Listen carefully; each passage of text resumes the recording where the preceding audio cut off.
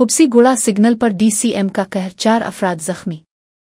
Hyderabad हुब्सी-गोड़ा signal पर सुबह खौफनाक सड़क हादसा, ब्रेक फेल होने के बाइस तेज रफ्तार डीसीएम लारी 3 मोटरसाइकिलों पर चढ़ दौड़ी। हादसे में डीसीएम ड्राइवर समेत बाइक सवार 4 अफराद शदीद जख्मी, एक खातून की हालत नाजुक, करीबी अस्पताल मुंतकिल। पुलिस मौके पर पहुंचकर ट्रैफिक क्लियर करने के बाद केस दर्ज करके तहकीकात में मसरूफ।